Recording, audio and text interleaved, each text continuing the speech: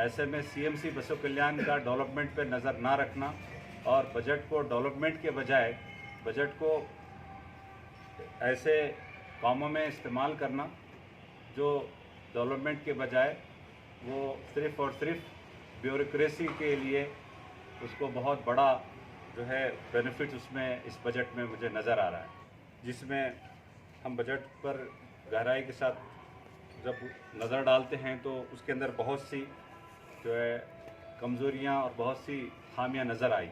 This news is sponsored by Sai Shraddha Mobiles, all mobile sales services and accessories near KSRTC Complex, Main Road, Basvakalyan. Apple Photo Studio, photo shoot, pre-wedding shooting, photo album, opposite to Shivaji Park, Main Road, Basvakalyan. MD Musa, Grill Workshop, opposite to Santosh Gas, Shivpur Road, Tiprat, Basvakalyan. Basavakalyan city municipal council की जानिब से budget जो पेश किया गया on dated 21st October 2021, which I feel it was very wonderful. I congratulate to all CMC councillors. They passed budget in only within 20 minutes. The budget was of about 39 crores budgets. 39 crore का budget बसों कल्याण CMC के तमाम मेंबरान ने केवल 20 minute में उसको पास किया, जिस पर वेलफेयर पार्टी को बड़ा ताज्जुब हुआ। और उस पर जब ये डिटेल्स की तरफ हमने गौर किया तो हमें बसों कल्याण की डेवलपमेंट का दूर दूर तक उसमें ख्याल नज़र नहीं आया। जो बजट पेश किया गया है उसकी जो लागत जो एक्सपेक्टेड बताई गई है वो है 39 करोड़ 53 लाख 4,550 और जो खर्च बताया, ये जो टोटल बजट है, इस बजट में जो रेवेन्यू आ रहा है वो रेवेन्यू लगभग 26 करोड़ 80 लाख का रेवेन्यू इसको आ रहा है।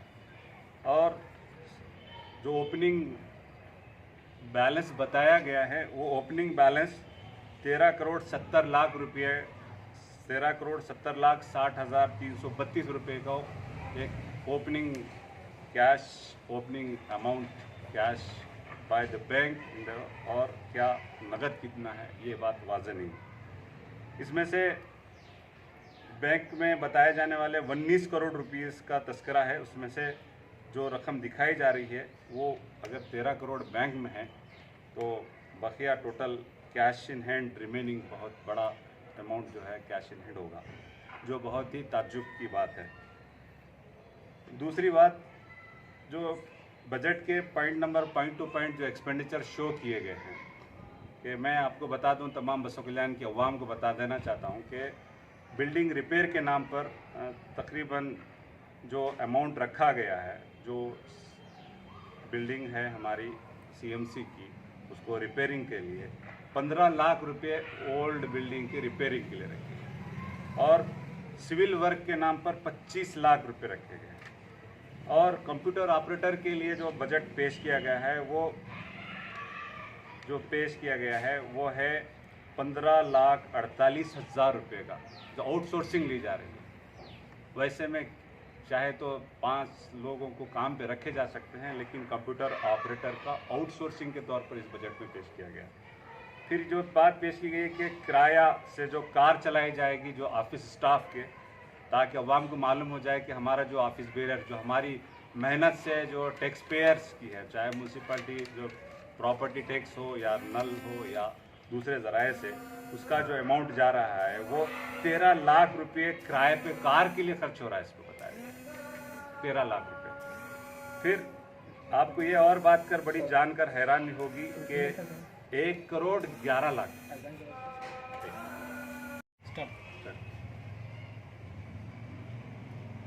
बसों कल्याण सीएमसी की जानिब से जो बजट पेश किया गया, उस बजट 2021-22 को उसकी हम सर्टिफाइड कॉपी आज वेलफेयर पार्टी ने इसको हासिल की, जिसमें हम बजट पर गहराई के साथ जब नज़र डालते हैं तो उसके अंदर बहुत सी जो है कमज़ोरियाँ और बहुत सी खामियां नज़र आई।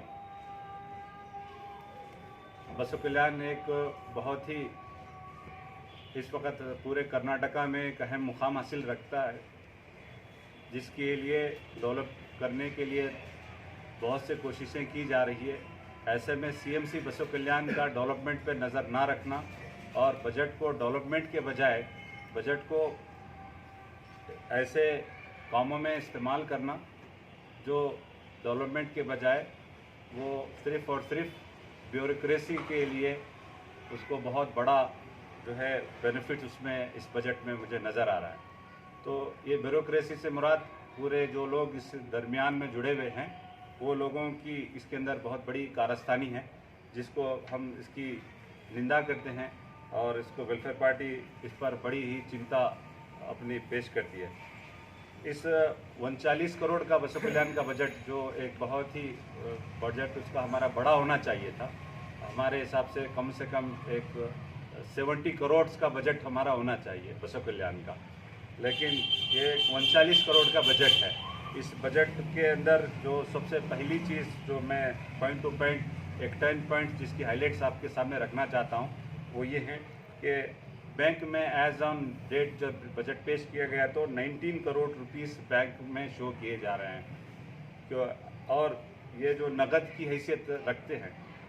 फिर जिस बजट को जब हम गहराई के साथ देखते हैं तो इसके अंदर में बहुत पहली जो चीज़ है कि इस बजट के लिए जो पहला हमारा ह्यूज जो अमाउंट ट्रांसफ़र हो रहा है वो ह्यूज अमाउंट ये है कि पेमेंट्स के लिए जहां फुटपाथ बनाए जा रहे हैं जो उसके लिए 6 करोड़ रुपए रखे गए हैं, जबकि ये ऑलरेडी बसव कल्याण में जो कुछ भी अमाउंट है उसको छोड़कर 3 करोड़ ड्रेन और नालियों को छोड़े तो ऑल टुगेदर 9 लाख रुपीस इसमें रखे हैं। बाकी rest of them 30 crore rupees हम समझते हैं कि वो बहुत ही प्रॉपर इसका यूटिलाइजेशन इस बजट में नहीं हुआ। फॉर एग्जांपल के तौर पर बिल्डिंग रिपेयर के लिए 15 लाख रुपए रखे गए और सिविल उसके कंस्ट्रक्शन के लिए 25 लाख रुपए और कंप्यूटर ऑपरेटर के लिए 15 लाख रुपए और गाड़ियों को जो ऑफिसर्स इस्तेमाल कर रहे हैं उनके लिए 13,80,000 रुपये। और एक ख़ास बात देखने में मिली कि स्ट्रीट लाइट का जो इलेक्ट्रिसिटी बिल था जो पिछले साल का जो उसमें शो किया गया है वो है 1 करोड़ 11 लाख रुपए का। 1 करोड़ 11 लाख रुपए पिछले साल का है। तो मैं समझता हूँ कि बसव कल्याण की स्ट्रीट लाइट में कितना डेवलपमेंट हो गया, क्योंकि 1 करोड़ 11 लाख से आगे बढ़ाकर 5 करोड़ 5 लाख रुपए का स्ट्रीट लाइट की बिल को पेश किया जा रहा है चार्जेस के तौर पर, जो मैं समझता हूँ कि 5 टाइम्स मोर। ऐसा तो बसव कल्याण में इलेक्ट्रिसिटी पे इतना नहीं होना चाहिए। फिर दूसरा जो सॉलिड वेस्ट मैनेजमेंट के लिए गाड़ियों के लिए जो डीजल इस्तेमाल किया जा रहा है वो 40 लाख रुपीस का 40 लाख रुपए का गाड़ियों पे डीजल। तो गाड़ियाँ कितनी चल रहे हैं, क्या उसकी लॉक शीट मेंटेन की जा रही है, तो 40 लाख रुपये जो है उस पर खर्च किया जा रहा है। तीसरा जो गाड़ियाँ हैं उन गाड़ियों की रिपेयर के लिए 15 लाख रुपये रखे गए हैं। फिर इलेक्ट्रिसिटी के जो दूसरा जो हमारा जो इलेक्ट्रिसिटी का डिपार्टमेंट है जो हमारा वाटर के लिए इस्तेमाल होता है, वाटर सप्लाई के लिए, वो भी 1 करोड़ 11 लाख रुपए था। इसको भी 5 टाइम बढ़ाकर उसको भी 5 करोड़ किया गया। उधर 5 इधर 5 10 करोड़ रुपए तो सीधे सीधे इलेक्ट्रिसिटी को यहाँ से डाइवर्ट किए गए। फिर जो ओल्ड बिल्डिंग और न्यू बिल्डिंग के लिए 50 लाख रुपीस और 30 लाख रुपीस का प्रोजेक्ट रखा गया। क्या नया कोई बिल्डिंग बना रहे हो, क्या रखे हो? तो ये ऑलरेडी 50 और 30 मतलब 80 लाख रुपीस सिर्फ बिल्डिंग के नाम पे ले जा रहे हैं। पिछले और उस तरह से मिलाएं तो 1.5 करोड़ रुपए खाली बिल्डिंग के नाम पे उठाए जा रहे हैं। फिर एक चीज़ जो लाइट व्हीकल्स के नाम पे फिर अलग से वो हेवी व्हीकल वेस्ट मैनेजमेंट के नाम पे अलग निकाल लिया गया।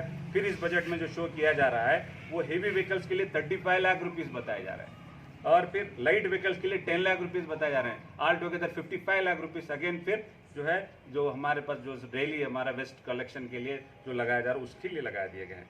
एक जो और अहम बात है कि हमारे इस फंड के दरमियान में माइनॉरिटीज़ के लिए बहुत ही कम बजट रखा गया है। जो 7.2 प्रोजेक्ट के तहत SC/ST और के लिए तो उसमें माइनॉरिटीज़ का बजट बहुत कम किया गया है। तो ऐसे में ये जो बजट जो पूरा 39 करोड़ का जो बजट पेश किया गया, इसके दरमियान में इसको फिर एक मर्तबा उसको रिव्यू होना चाहिए, इस पर डिस्कशन होना चाहिए और पूरा इसका डेवलपमेंट के प्लान के साथ होना चाहिए।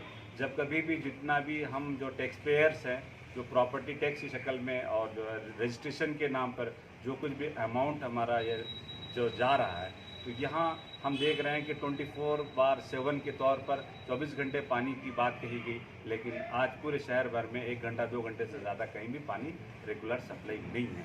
तो फिर इलेक्ट्रिसिटी का बजट इतना कैसे उसको प्रपोज किया गया।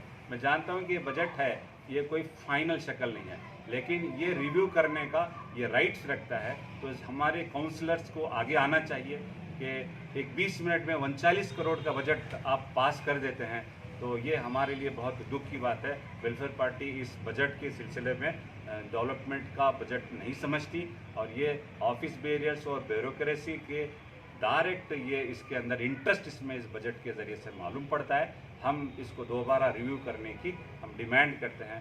मैं 2 बातें आपके ज़रिए से जो रखा हूँ, मैं अवाम से अपील करता हूँ कि ऐसे में जिन नुमाइंदों को आपने नुमाइंदा बनाकर डेवलपमेंट के लिए भेजे हैं, तो ऐसे सिल्ली और इररिलेवेंट चीज़ों पर डिस्कशन कर कर मीटिंग्स के अपने वक्त बर्बाद कर रहे हैं। कई घंटों दिन भर बजट की लिए मीटिंगें चलती रही, लेकिन बजट एक मरतबा पोस्टपोन हुआ, लेकिन दूसरी मरतबा हम समझ रहे थे कि उस पर सैर हासिल गुफ्तगू करके सही तरह से उसको अरेंज करेंगे। लेकिन इस काउंसिल के मेंबरों में किसी भी नहीं, बहुत से जो लोग इंटरेस्टेड थे, जो हमेशा अपने आप को पेश रखने वाले थे, वो लोग भी इस मीटिंग में गैर हाजिर नज़र आए।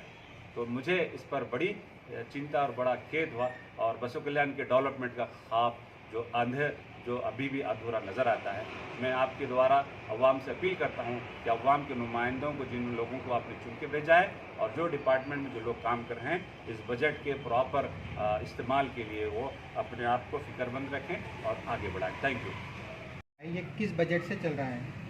बसो कल्याण में जो कुछ डेवलपमेंट का जो बजट काम नज़र आ रहा है, वो या तो कल्याण कर्नाटक डेवलपमेंट बोर्ड की जानिब से आने वाले बजट से हो रहा है, या नहीं तो फिर जो 15 फाइनेंस से जो बजट आया उसी के एलोकेशन के साथ हो रहा है। बसो कल्याण जो सीएमसी का जो रेवेन्यू आ रहा है, उसका डेवलपमेंट का कोई भी कहीं भी कोई बड़ा प्रोजेक्ट इसमें नज़र नहीं आता।